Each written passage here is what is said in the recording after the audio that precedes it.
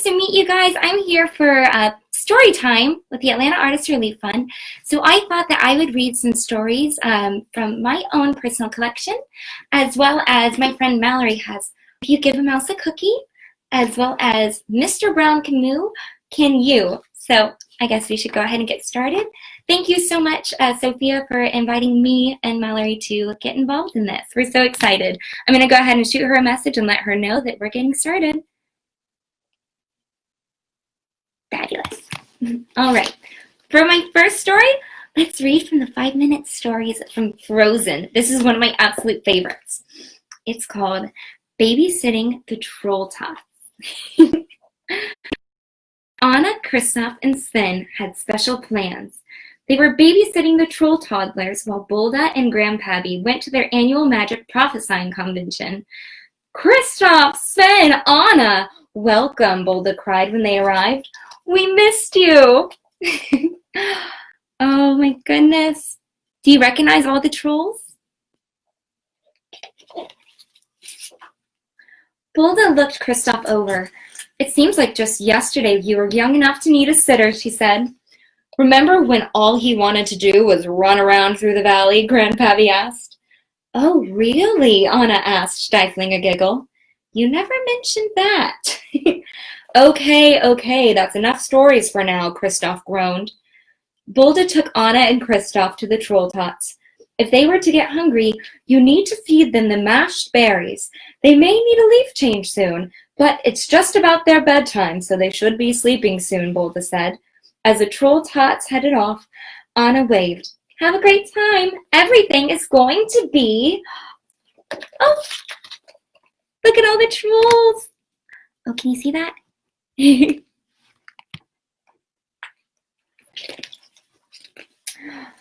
Have a great time, I said. Everything is going to be a disaster! Oh no!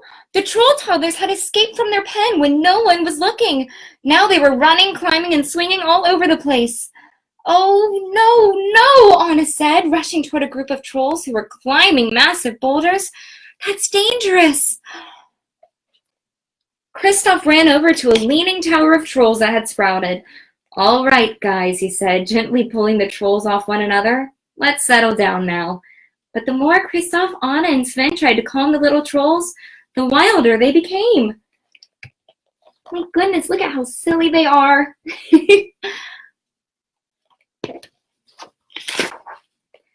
Maybe they're hungry, Anna said, heading for the basket of smashed berries. Yummy, she cooed, offering one of the toddlers a spoonful of berries. But the trolls clearly felt they had better things to do. Maybe they need changing, Kristoff said. He peered into one of the trolls' nappy leaves. Nope. Let's put them to bed, Anna suggested. They must be tired by now. But alas, the young trolls were wide awake. Do you guys see what Sven has in his mouth? I think that's Olaf's nose. Oh, goodness. Suddenly, Anna heard a cheery voice. Hello, ladies. It was Olaf. Elsa sent me in case you needed some help, Olaf explained, turning to the clamoring trolls. Why, hi there. Ha, that tickles. Boy, are we glad to see you, Kristoff said. Oh my goodness, there's Olaf! And I guess all the little troll toddlers love Olaf too. Anna ran to greet the snowman, but in a hurry she tripped and fell face first into the basket of berries. Whoa! Kristoff rushed to her side. Anna, are you okay? Uh-oh. I'm pretty clumsy, huh? Anna lifted her head. Her face was covered in dripping purple goop. The little trolls burst into loud giggles. They stampeded toward her and wrapped up the berry juice on her cheeks. Anna laughed. Well, I guess that's one way to feed them. How silly. When the trolls were done eating, they sat in a heap, happy and full. Suddenly, a strange smell floated through the air. The trolls looked down at their leaves. Uh-oh, Kristoff said knowingly. Olaf, you distract them. Olaf happily told the little troll stories about his most favorite. Can you guess what it is? Summer! Anna and Sven collected leaves while Kristoff changed diapers. Soon everything was clean and sweet-smelling once more. And now for my show-stopping song about summer, Olaf announced. Uh-oh. Everyone had stinky, stinky diapers.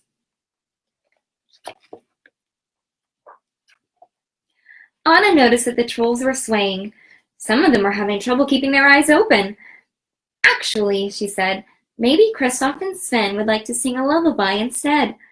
As Anna and Olaf put the trolls to bed, play his lute.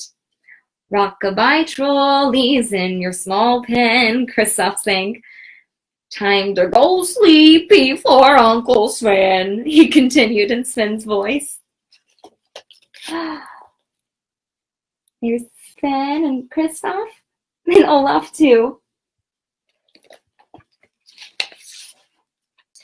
By the time the adult trolls returned, the toddlers were sound asleep. Wow, great job, Boldo whispered. It was easy, Anna replied, elbowing Kristoff. Piece of mud pie, he said. Boldo smiled. You too will be the great parents one day. And, it's one of my favorite stories. What did you think? I wonder what we should read next. How about one of Mallory's favorites? We'll start with If You Give a Mouse a Cookie.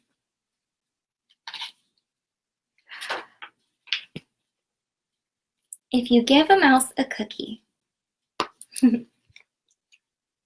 This one's by Laura Jeff Numeroff and illustrated by Felicia Bond.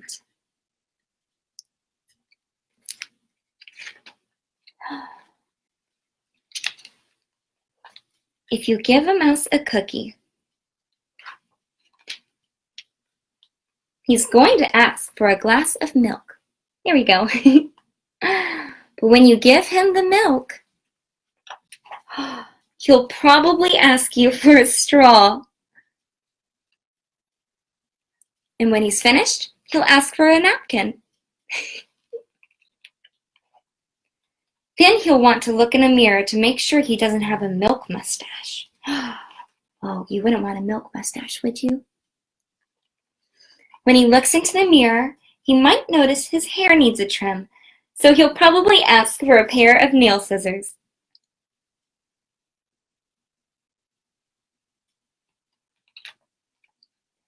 When he's finished giving himself a trim, he'll want a broom to sweep up. He'll start sweeping. He might get carried away and sweep every room in the house. It's a very sweet mouse, don't you think?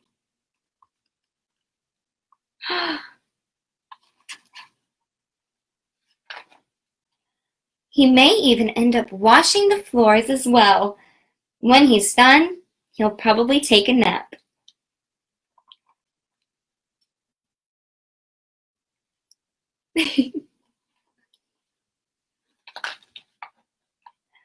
You'll have to fix up a little box for him, with a blanket and a pillow. He'll crawl in and make himself comfortable, and fluff the pillow a few times. He'll probably ask you to read him a story.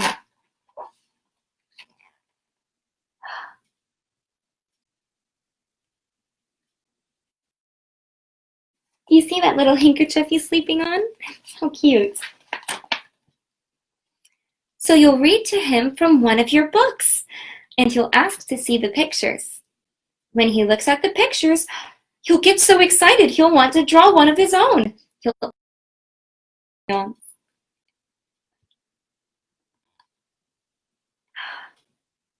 wonder what he'll draw.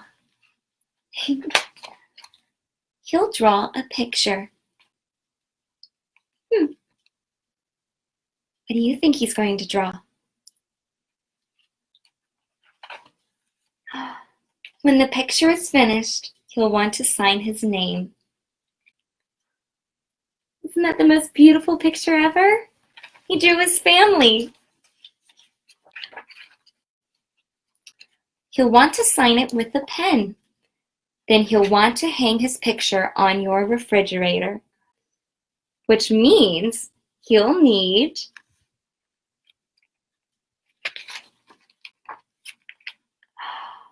Scotch tape. He'll hang up his drawing and stand back to look at it. Looking at the refrigerator will remind him that he's thirsty. Oh, goodness. So, our friend fell asleep. So he'll ask for a glass of milk. And chances are, if he asks for a glass of milk,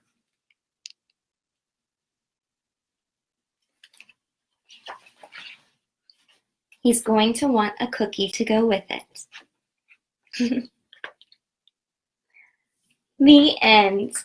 Oh, I heard that was one of Mallory's favorite stories growing up. All right. Thank you guys so much for joining me.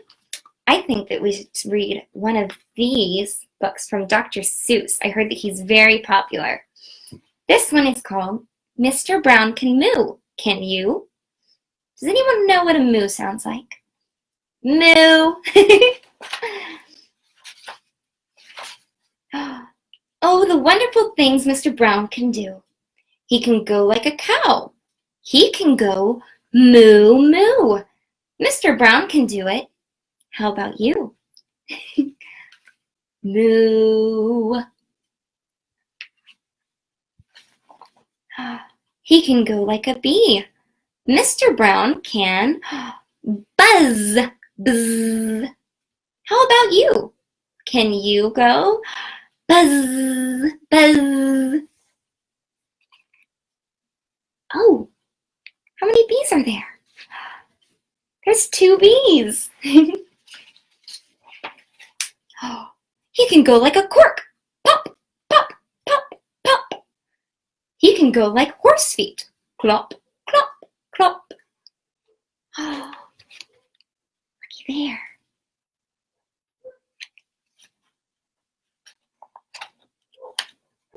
He can go eek, eek, like a squeaky shoe. He can go like a rooster. Cock-a-doodle-doo!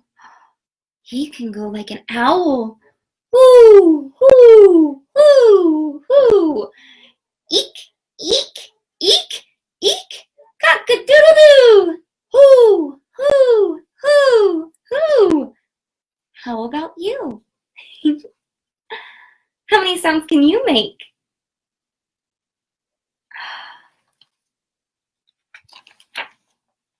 He can go like the rain. Dibble, dibble, dibble, dop. Dibble, dibble, dibble, dibble, dop, dop, dop, dop. Look at all the raindrops.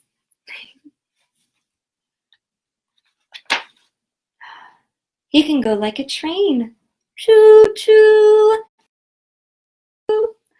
Oh, the wonderful things Mr. Brown can do. Look at that choo-choo train. Moo, moo, buzz, buzz, pop, pop, pop, eek, eek, hoo, hoo, clop, clop, dibble, dibble, dop, dop, cock-a-doodle-doo.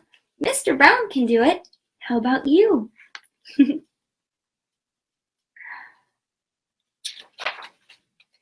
Mr. Brown can whisper, whisper, very, very soft, very high, like the soft, soft whisper of a butterfly. Maybe you can too. Try.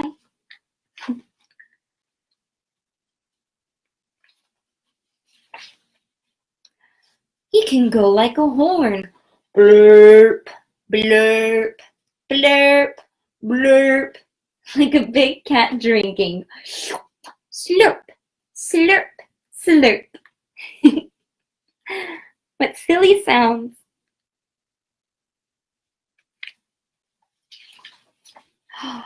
He can go like a clock. He can tick. He can talk. He can go like a hand on a door. Knock, knock. Tick, tock. Tick, tock. Knock, knock, knock.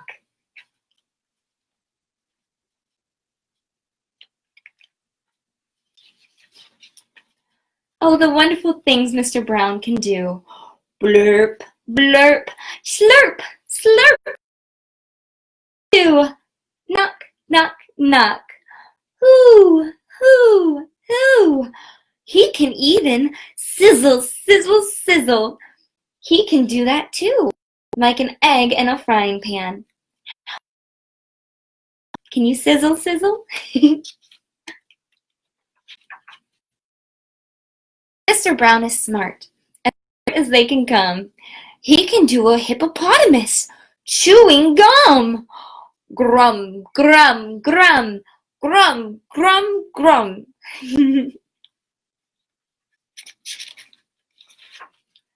Mr. Brown is so smart, he can even do this.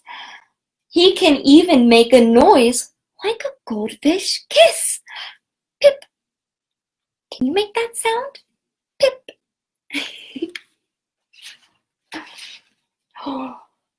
Boom, boom, boom. Mr. Brown is a wonder. Boom, boom, boom. Mr. Brown makes thunder.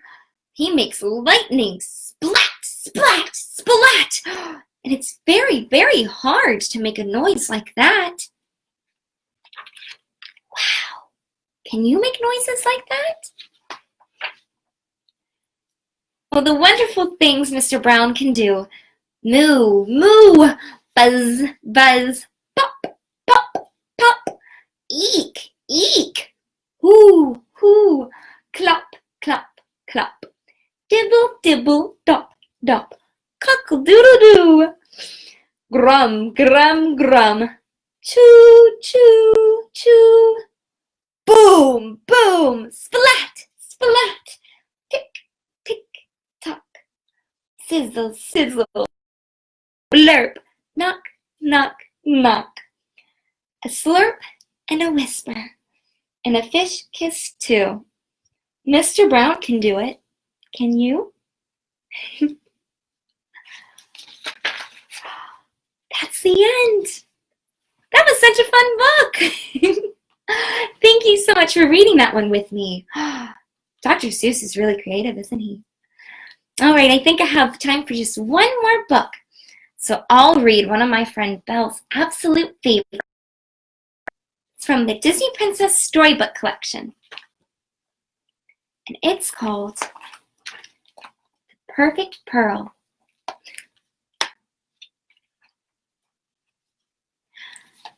It was a lazy afternoon at the Beast Castle, and Belle and Chip were exploring the library.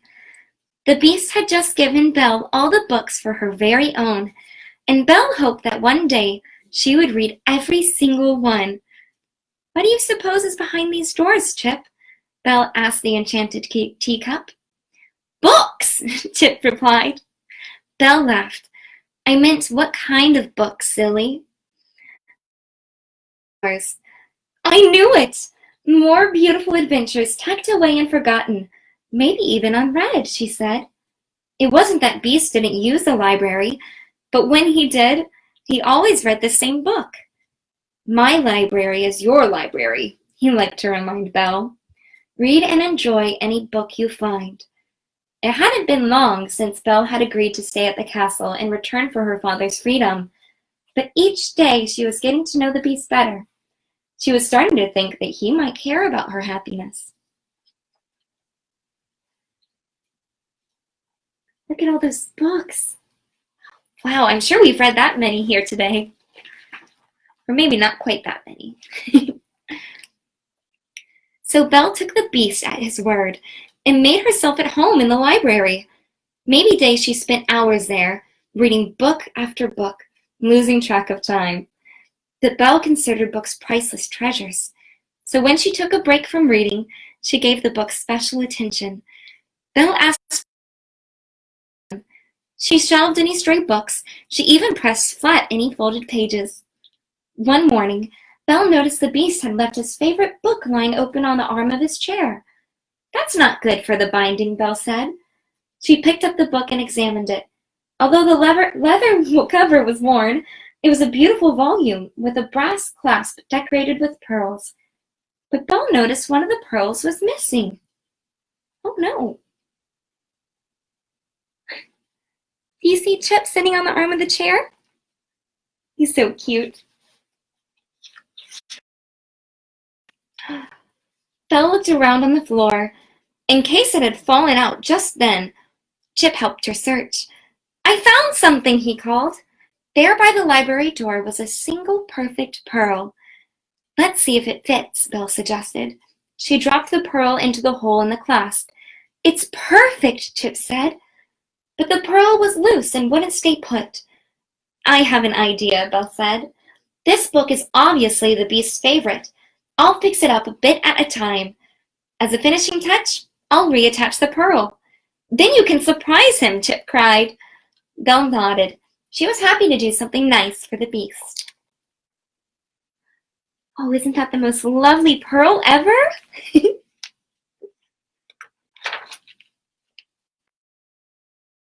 Got right to work.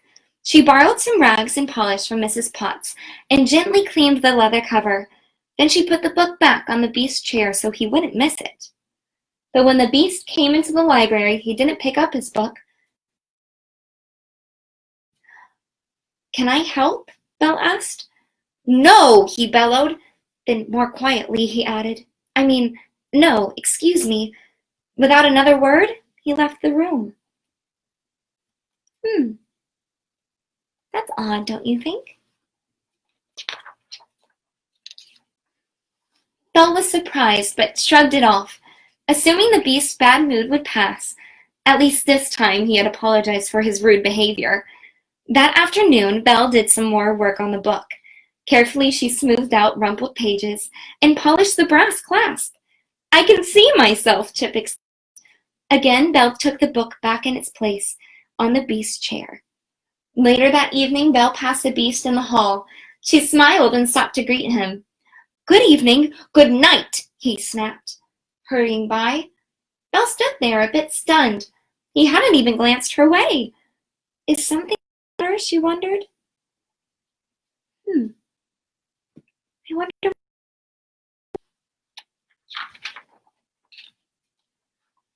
The next morning, it was time for Belle to add the pearl, but she wasn't sure she was ready to give the book to the beast. He had been so grouchy the day before. What will he be like today, she wondered. Just then, the beast burst through the door. "You?" he cried. "You've had the pearl? I've been looking everywhere to try to find it." "Well, why didn't you say so?" Belle shouted. Then she tossed the pearl onto the table. "By the way, I've been fixing up your book as a surprise." The beast was shocked. He looked up at the book. He picked up the pearl, and began to laugh. Belle stormed out the door. Oh, goodness. I think they had a misunderstanding.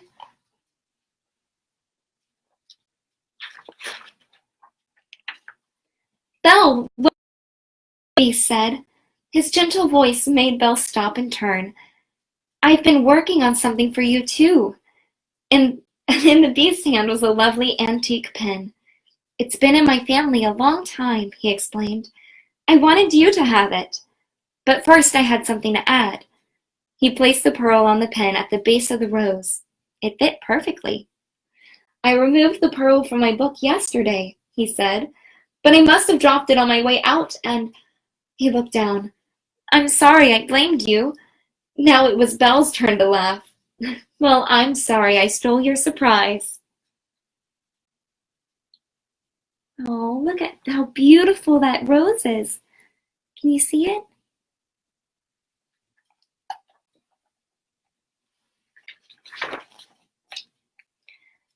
Belle pinned the gold rose with the perfect pearl in her dress. Then she watched as the beast noticed his book's shining brass clasp, polished cover, and smooth pages. "Thank you, Belle," he said. "You've made it new." Belle and the beast still had much to learn, but their hearts were in the right place.